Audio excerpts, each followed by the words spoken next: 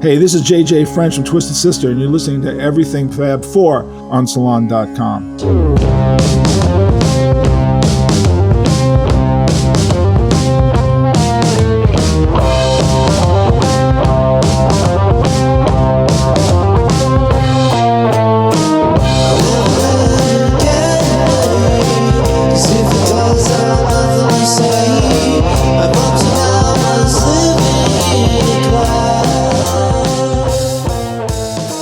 Welcome to Everything Fab Four, a new podcast focused on fun and intelligent stories about the Beatles. I'm your host, Ken Womack, music culture columnist for Salon.com and a Beatles scholar and historian. No other band, or popular phenomenon for that matter, has enjoyed the global impact of the Beatles. They are part of our human fabric. They created an enduring music that brings people together, and just about everyone has their own Beatles story to tell. Some that are surprisingly deep and unexpected. With each episode, we'll be featuring a new guest to share their Fab Four journey, along with amazing theme music from Black Rabbit. Remember, it's a Beatles world, and everybody has a story. Anyway, we're taking a bow, and my roadie runs up and says, "Paul's coming up." I was like, oh my goodness. I hope the band remembers the song, the arrangement, and Paul, of course, never rehearsed it with us. So not only was he endorsing my music and endorsing me by coming on stage, I mean, he really had faith that we were going to do something that wasn't going to embarrass him. And that was the first show of that English tour, which, put me in a Beatle-y mood, more than usual. Today's guest is Steven Van Zandt, an American singer, songwriter, musician, producer, actor, and activist. He is best known as a member of Bruce Springsteen's E Street Band.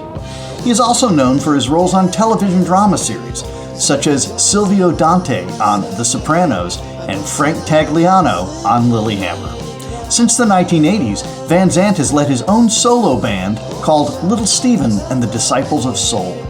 In 2014, he was inducted into the Rock and Roll Hall of Fame as a member of the E Street Band. Van Zandt discovered his love for music at an early age when he learned how to play the guitar after watching the Beatles on the Ed Sullivan Show in 1964. He later described this moment as the Big Bang of rock and roll. In his early years, Van Zandt performed with Springsteen in Steel Mill and the Bruce Springsteen Band. He co-founded Southside Johnny and the Asbury Jukes, in addition to the Miami Horns, who took their name from Van Zandt's nickname, Miami Steve. In 1974, he landed his vaunted role in the E Street Band during the production of Springsteen's Born to Run LP. Since 2002, Van Zandt has hosted Little Steven's Underground Garage, a weekly syndicated radio show that celebrates garage rock and similar rock subgenres from the 1950s into the present day. The show can be heard on more than 200 U.S. radio stations in addition to international markets. His latest album, Macca to Mecca, features live performances at Liverpool's Cavern Club, including a guest stint from none other than Sir Paul McCartney. Welcome, Steven Van Zandt. Please tell us about your Beatles origin story, Little Steven. Same as 72 million others. The Ed Sullivan Show. Well, I'd heard the record before that. Just one night, I had my transistor radio underneath the covers. I was 12, and on came "I Want to Hold Your Hand," and I'd never heard anything like it. And me and my brother who's 7 years younger, sleeping in the next bed, we were listening to the radio, and when they hit the chorus, when they hit the high note, we both burst out laughing, just spontaneously, which I think sums up exactly the effect of the Beatles' music, which I would define as just pure joy, at that stage of one's life. Completely 100% joyful, and something that you'd heard something similar to that, but nothing quite like it, and so it was immediately. It dominated your mind from that moment on, and you just wanted to hear more and more and more. And then February 9th, of course, which was, what would have been, I guess we would have first heard the record somewhere around Christmas. It started getting on the radio in December, and to early January. And then, by February 9th, when they did the TV show, it was already number one. And soon after that, everything they put out or had ever put out would be on the charts. I mean, it was incredible. For a couple of months there, I mean, everything they did was just an enormous hit. But, as I've said 1,000 times, February 8th, there were no bands in America. February 10th, everybody had a band in their garage, And that's not a very big exaggeration. Everybody in those days watched one TV in the family room with the entire family, and this crazy host named Ed Sullivan would have something for all of the different age groups, on his variety show, and something for the teenagers, and something for the teenagers. February 9th, 1964 was the Beatles, and no one had ever seen anything like them. As I've said in the past, it was like a flying saucer landing in the park.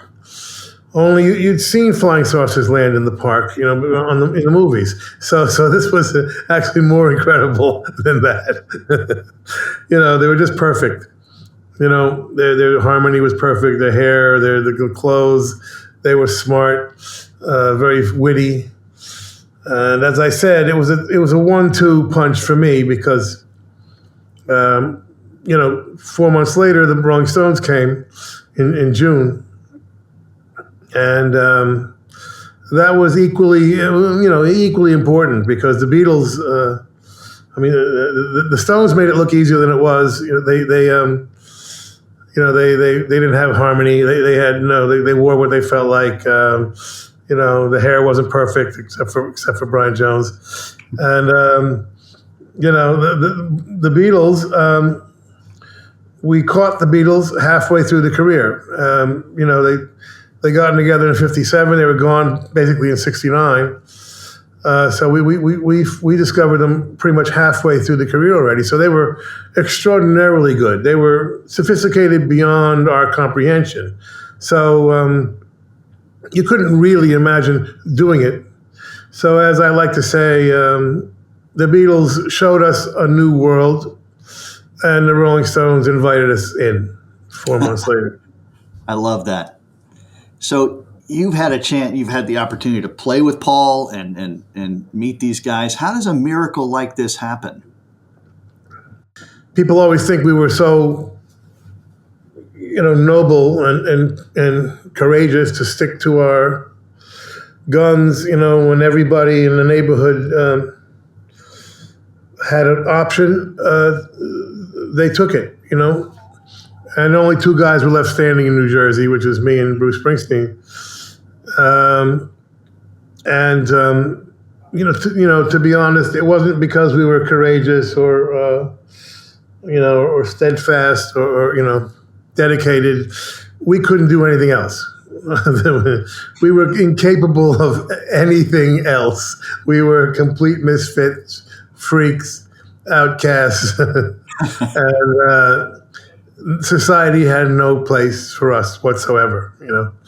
So thankfully, this miracle, as you say, came along, called the British invasion.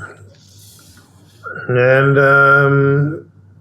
immediately swept us up into it as a fantasy career option, Were you one of those guys who had a band on February 10th? Soon after, I had pretty much. We you got together with guys who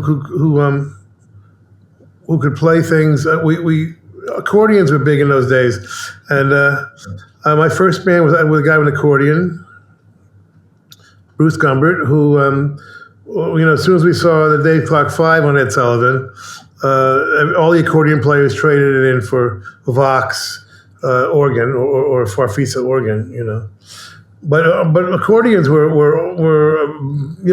believe it or not, they were ubiquitous. There was an accordion on every block in those days. Several ethnic groups, had them as their staple. With Polish to Romanian to Armenian to Italian, Spanish. Almost every ethnic group had an accordion, so it gradually grew into a rock band. But I started off as a singer, and then as soon as I could play guitar, I started my own band and played guitar and sang. Yeah. What was your first guitar? Telecaster. I traded. I had an Epiphone actually. It was a hollow body Epiphone, so it kept feeding back. I didn't understand why. And I traded it for a Telecaster.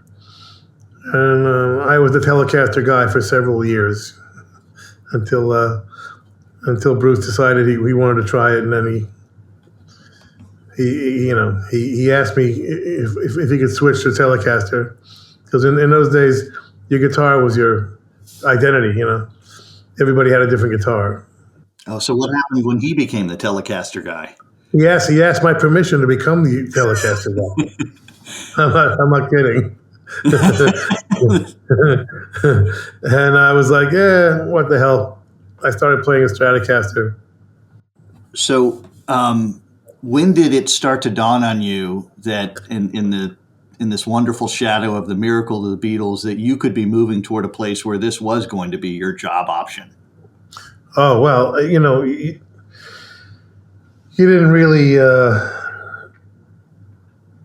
we had some success with Southside Johnny and Asbury Jukes, which is the band I started with Johnny, and we had a residency at a club called the Stone Pony in Asbury Park, and it was really quite successful. We started off with one night a week, and we ended up with 3 nights a week, and it was just very, very, very successful. 1,000 people a night. So at that point, technically, you were making a living playing rock and roll, which was already a miracle.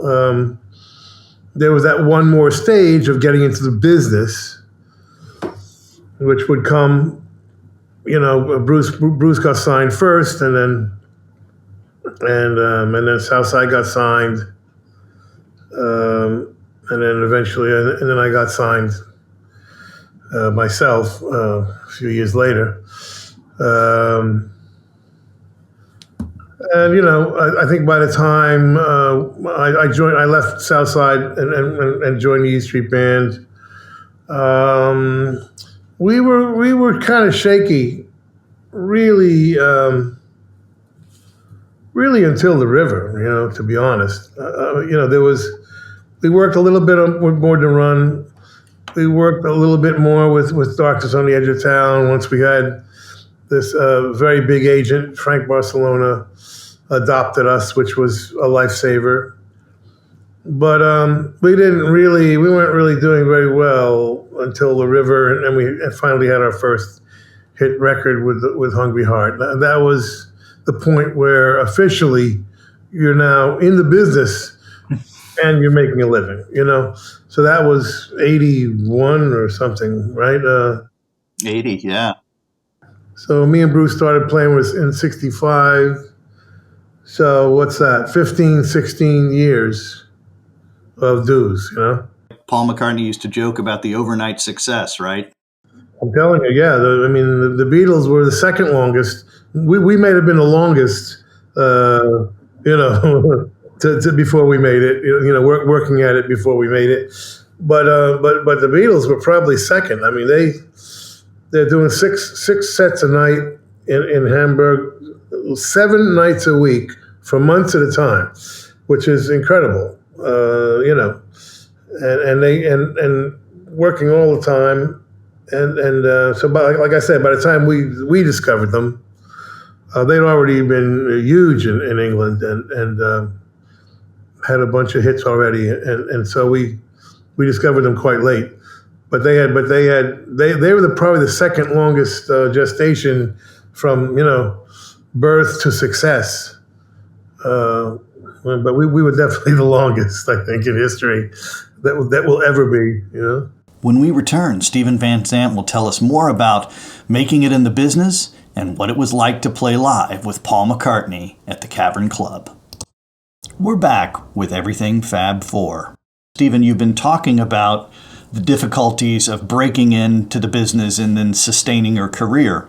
In my courses about the Beatles or Bruce Springsteen, we often talk about those critical junctures where one might have left the business altogether. Can you tell us about those moments in your career? I'm still having those moments, so it's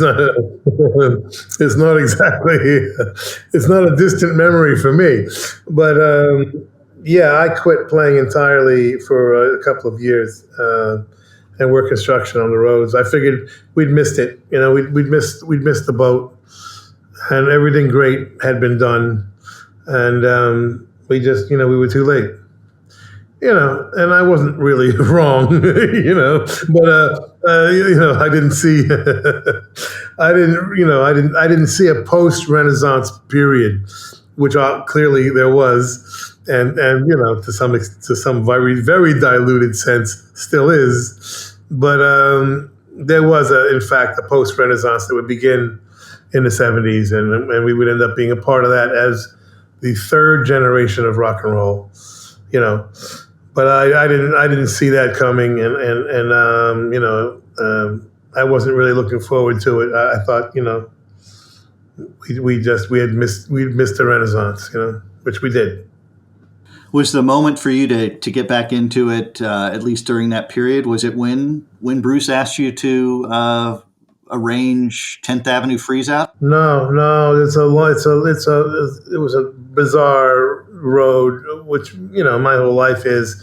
But I was playing football on the weekend and broke my finger, still bent. And to exercise it, I joined a local band playing piano, and that got me back into it a little bit. And that band ended up, the drummer's cousin was one of the Dovels, and then became the backup group for the Dovels on the oldie circuit.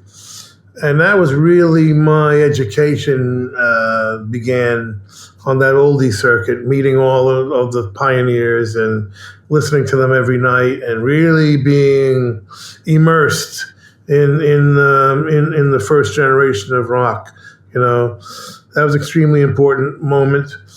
And then coming out of that, I came back to Asbury and started Southside Johnny and the Asbury Jukes. So it was like, slow climb.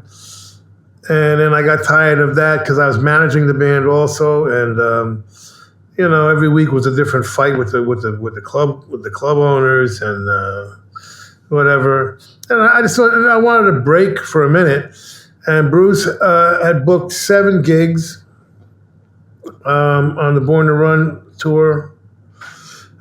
He was in big trouble at that point. He was hanging around with us at our residency. He was performing regularly with us, with Southside Johnny and the Jukes, because he couldn't work. His first 2 records didn't do very much. And when you're in the business, it changes everything. It changes. You can't be as spontaneous. You have to follow certain rules. And the rules were, if you don't sell enough records, you don't work. So he was hanging out with us and managed to get a 3rd record done miraculously. Really, his manager had to, mortgage his house, and anyway, he had 7 gigs booked. He said, come on, I want to put the guitar down. Come hang out for 7 gigs, So I just kind of did it like just to get out of town, and I figured I'd go back to the Jukes. So how then do those 7 gigs turn into 7 years? What was the transformation? The Bottom Line was one of those gigs, and the Roxy, and all of a sudden we kind of blew up. We kind of started blowing minds when people came to see us, and got on the cover of Time and Newsweek, and it was like a big noise, and people were coming, thinking it was hype. What's all this hype? Hype was a very bad word in those days. You didn't want to be hype, man, because you were dead if you were hype. Killed Moby Grape. Moby Grape's first album, which is one of the great albums of all time, by one of the great bands of all time. The record company thought they were so great, they put out every song as a single. They put out, whatever it was, 6 singles at once, and ended their career by doing that.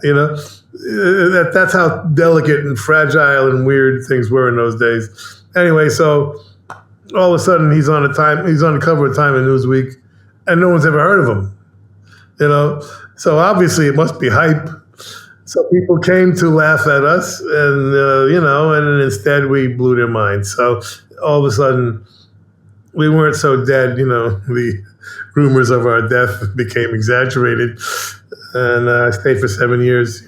I was watching the Hammersmith Odeon videos recently, just getting prepped, and you guys were killing it. They must have found that there was no hype at all. Yeah, we were the real thing. I mean, by then we'd been playing 10 years. Even by then, and we were good. We had to be good. When you're a rock and roll dance band, which we all were. We were that, the Beatles were that, the Stones were that, the Who were that, the Kinks, the 8 O'Clock 5, all of them were rock and roll dance bands. People, danced to rock and roll in those days. And if you didn't make people dance, you weren't going to work. And so it took a little extra energy, a little extra, performance energy to make people get out of the chair and dance. And so we had that going for us, that extra little bit of energy, which all the British Invasion bands had. Oh, and that's the word too, energy. Listen to the Who, right? it just grabs you. Yeah, that's from the Bar Wars. That's where that only comes from playing the bars and playing the clubs and fighting for your life every night. When it's that serious, you either get good or you disappear. It's very, very Darwinian. It really is. So anybody coming out the other side of that and still managed to keep the band together was always a bit of a miracle itself. You were stronger. That which doesn't kill you makes you stronger, kind of thing. And so we were extremely strong at that point. It all led to Paul, came on stage with us at Hyde Park, which was thrilling. That was the day they pulled the plug on us. Oh, right. Because nothing important was happening, just Paul McCartney and Bruce Springsteen, whatever. That stuff certainly keeps you humble. And then Paul invited me and Bruce to play with him at Madison Square Garden, which was thrilling. But him coming on my stage was one of the most important moments of my life. It was complete closure for me. The anticipation alone must have been staggering. I heard he was coming, and I said, well, and we had only 5 minutes left in the sound check because it was our biggest show, the first show of the tour. I had just arrived in time for the sound check. I'd filmed The Irishman the night before. And so we only had 5 minutes left in the sound check, and I heard Paul might be coming, so I said, we better just prepare something just in case. So I did a little Richard version of "I Saw Her Standing There," because we had the horns, and I knew Paul loved Little Richard as I do, and in fact Paul turned me on to Little Richard. I never would have heard of him, without the Beatles. Anyway, so he comes and I said to him, I said, "Listen, you've been working nonstop. You never go out. You never socialize. Just relax tonight, man. You and Nancy, your wonderful wife, sit with my wife, enjoy the show. I got a terrific band. You're going to love this band. And just enjoy it, because, I knew he didn't probably know many of my songs, as most of my audiences don't, it's a part of my lifelong challenge, to win people over song by song. Which we usually do, because the band is that good. Anyway, we're taking a bow, and my roadie runs up and says, "Paul's coming up." I was like, "Oh my goodness!" I hope the band remembers the song, the arrangement. And Paul, of course, never rehearsed it with us.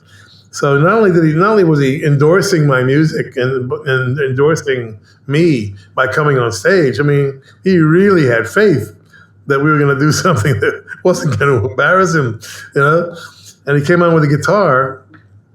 So, we went into. I saw her standing there, and that was the first show of that English tour, which put me in a Beatle-y mood, more than usual. Is this what led to the opportunity to take the band to the world famous Cavern Club? I mean, you're in a Beatle mood anyway when you get to Liverpool, of course. And I said, I used to read about them doing the lunchtime sets. I think it's where Brian Epstein first saw them. The local workers, various clerks and secretaries in those days would bring their lunch to this Cavern Club at 12 noon or whatever it was, and the Beatles would play for them for half an hour. I mean, that was a thing, And I said, let's do a lunchtime set. We're playing Liverpool that night anyway, so we're there. And we called up, and they said, well, we haven't done that in 40 or 50 years, but what the hell? And so I said, we did, and I was like, well, it's gonna be only half an hour. We gotta do it right. So I said, let's divide it in between Beatles songs with horns, because we have the horns. And then half the set will be Beatle covers that they would have done at the Cavern, like Larry Williams and Arthur Alexander, and that's what we did. We divided it up into those 8 songs from the Cavern, and then we threw on Paul's "I Saw Her Standing There," and then we also threw on at some point in the tour we played "Birthday" for my wife's birthday. So we threw that on to make it a 10-song album. But the 8 songs from the Cavern are that set we did. And now it's been added. It's a separate album and DVD itself, but it's also been added to the Soulfire package from the Soulfire tour, which was the first tour from 2017. We saw you and the Disciples of Soul here in Asbury Park. I guess it would have been 2018 or 2019 at the Music and Arts Festival. And you guys had a giant, big sound. And we did learn some songs that night we didn't know. So you won us over one song at a time. Yeah, that's my thing, I wish it was otherwise, but that's it's a strange life, I can't explain it, but I'm sure I'm the only guy ever to tour with a 15-piece band, 35-person touring party without one single hit, It's one of those things, I just, I try not to let triviality get in the way. What was it like to take that band into the Cavern, which is such a tight space? Well, when I first got to England, I'm not sure if it was, we played 4 quick shows in Europe when Born to Run came out, which would have been 75, I guess, right? Or 76. Yeah, we did 2 shows. We did 2 shows in England, one in Stockholm and one in Amsterdam. And I'm not sure if it was that trip or the next trip when we came for the river, which would have been 5-6 years later. But anyway, on one of those trips, I ran to Liverpool, obviously. So, this is one of my religion being rock and roll. I ran to Mecca and got to the address, and I'm like, excuse me, is this the right address? I came. I was told this is the address for the Cavern, and I saw a parking lot, and somebody says, oh, yeah, they paved it over. So, in their entrepreneurial wisdom, somebody had paved over the original Cavern. What possible importance could that be? Yeah, it's like paving over the Vatican, whatever, Solomon's Temple for me, But luckily, they rebuilt it very close to where it was, supposedly with the same bricks, whatever. And they built it in 2 rooms instead of 1. And the 1 room copying the original with the arches that we've all seen in the only video I've ever seen of the Beatles doing Some Other Guy. And then there's a hallway, and then there's another bigger room where Paul McCartney played when he played the Cavern, and most bands play, and they assumed that's where I wanted to play, the bigger stage, I was like, no, I got to have the arches, So we barely fit the rhythm section on that stage, and it's a long room, with the arches, and there's like a partition, and there's a hallway like going to the bathrooms. So we put the horns and girls in the hallway. You got a lot of guys, yeah. And you can see it in the DVD. And we can't see each other. There was a little hole in the partition where Eddie Mannion, our horn section leader, could see Richie, our drummer. So we could kind of end the songs relatively close to each other, But we couldn't see them at all. But I had to have the arches. I couldn't go to the Cavern and play the other room. It didn't, no. It's been wonderful to watch Liverpool reclaim its Beatles past. As I say, now it looks like it should. There's a Beatle museum. There's all kinds of things. Historical sites, as far as I'm concerned, sacred sites of my religion. So, of course, you've been to Studio 2, I'm sure. Yeah, it's great. I was there for the first time. I was on EMI, my first solo stuff, and I happened to be there, I guess, for the 20th anniversary of Sgt. Pepper, and they invited a few of us to listen to the original tapes. Those big 1-inch 4-track tapes, and I never have experienced anything like it. Hearing those original tapes in that room, I absolutely felt stoned for a couple of days afterwards. I mean, I was affected physically by it. I can't describe what it sounds like. There's no comparison to God forbid, CDs or anything digital. But even the original record, there's nothing quite like hearing the original tapes. And it just gets into every fiber of your being. It surely does, Stephen. It's a story that never gets old. Thanks for being here with us. Everything Fab Four is presented by Salon.com, the premier news, politics, innovation, and arts website. For more information, visit everythingfab4.com, where you can learn more about our podcast and my latest Beatles-related book, Living the Beatles Legend, The Untold Story of Mal Evans. The Everything Fab Four theme song, Seize the Day, is provided courtesy of Black Rabbit, the high-octane Beatles cover band, an innovative psychedelic rock project from Rockaway Beach, Queens in New York City. Like what you heard today on Everything Fab Four?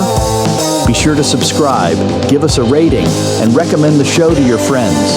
Plus, you can follow us on Facebook and Twitter at EF4 Podcast. Distributed by Salon.com, Everything Fab Four is a Wonderwall production. Remember, it's a Beatles world, and everyone has a story.